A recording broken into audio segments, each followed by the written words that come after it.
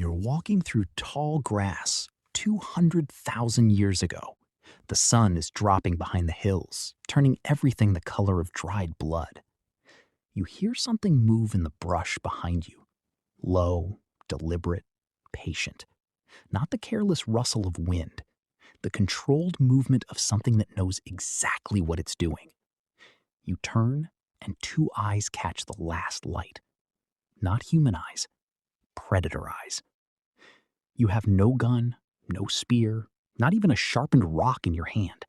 Your nails are useless. Your teeth are flat.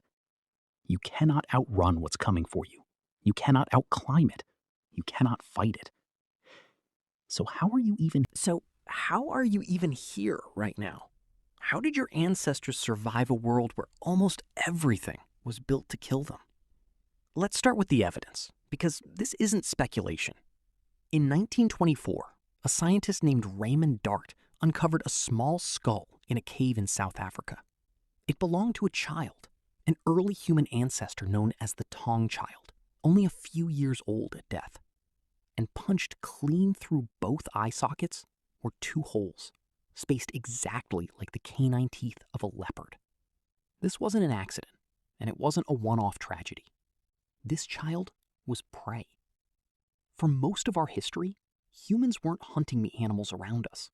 The animals were hunting us, and they were very, very good at it. Start with the saber-toothed cat, Smilodon fatalis. Canines almost a foot long, a body built like a battering ram, 600 pounds of muscle designed for one purpose: ambush. It didn't chase prey across open ground the way lions do today. It waited, hidden in tall grass or crouched near a water source, and when prey came close enough, it exploded forward in a burst of speed that covered the distance before you could even process what was happening. One bite to the throat, and it was over before you understood you were being hunted.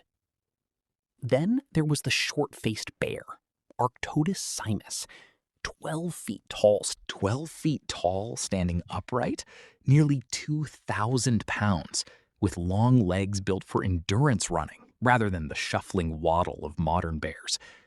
Most bears today are opportunists. They eat berries, fish, insects, whatever's available. The short-faced bear was different. It was a hyper-carnivore, meaning meat wasn't a preference, it was the entire diet. And it could run faster than any human alive today, let alone a human from 200,000 years ago.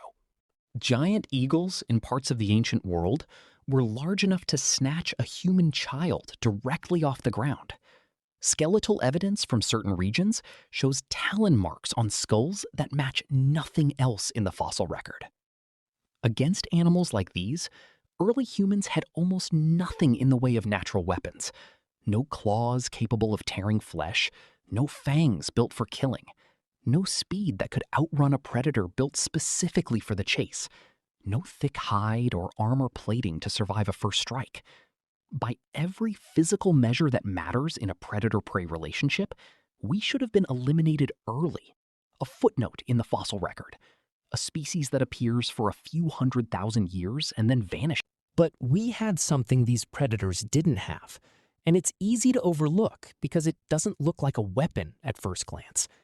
We had each other.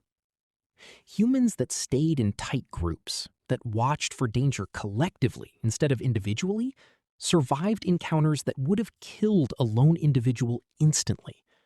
A predator sizing up a solitary human sees an easy meal.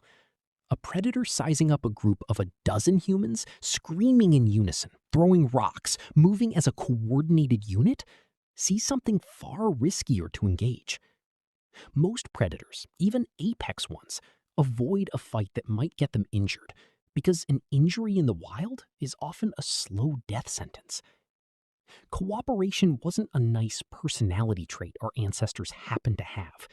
It was the only functional weapon available, and it worked well enough to keep the species alive.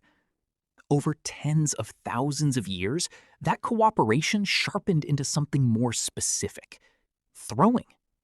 Humans developed a shoulder structure unlike almost any other animal on Earth, built specifically for high-speed, high-accuracy throwing. It exists because a human who could throw a rock hard and accurately from 20 feet away had a survival advantage a human who couldn't simply didn't have. A rock thrown with enough force and enough precision could do what claws and fangs couldn't. It gave prey a way to fight back from a distance without ever needing to be in the predator's reach at all. This changed the entire equation. A predator used to hunting animals that could only run, hide, or fight up close suddenly encountered something that could hurt it from 30 feet away in a coordinated volley with a group backing each other up. Predators are not stupid. Across generations, prey that fights back effectively gets avoided in favor of easier targets. Humans, slowly, started becoming a less appealing meal than the alternatives. Fire helped too, though it came later in the story. A burning branch held at the mouth of a cave. A ring of fire around a sleeping group changed the odds again. Most predators, even the boldest ones, have an instinctive aversion to open flame.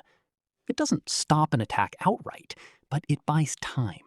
It creates distance, and distance is often the difference between an encounter and a kill. None of this happened quickly. This was not a single moment where humans suddenly became safe. It was hundreds of thousands of years of small adaptations stacking on top of each other.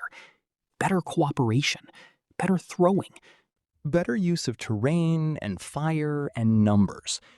Generation after generation, the humans who survived long enough to raise children were disproportionately the ones who had figured out some piece of this puzzle, and they passed that knowledge, and in some cases that anatomy, forward.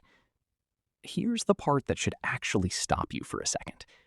Every single predator on this list, the saber-toothed cat, the short-faced bear, the cave hyena, all of them eventually went extinct. Some outlasted humans by tens of thousands of years, but eventually every one of them disappeared. Humans didn't. Not because we were stronger, faster, or better armed in the traditional sense. We had none of those things compared to what we were up against. We survived because somewhere along the way, being hunted taught us how to stop being easy to hunt. We turned vulnerability into cooperation, cooperation into strategy, and strategy into the reason our species is still telling this story, instead of being a skeleton in someone else's cave, punctured through the eye sockets, waiting 200,000 years to be found. The reason our species is still telling this story, instead of being a skeleton in someone else's cave, punctured through the eye sockets, waiting 200,000 years to be found. And that lesson, learned the hardest way possible, is the reason you exist to read this right now.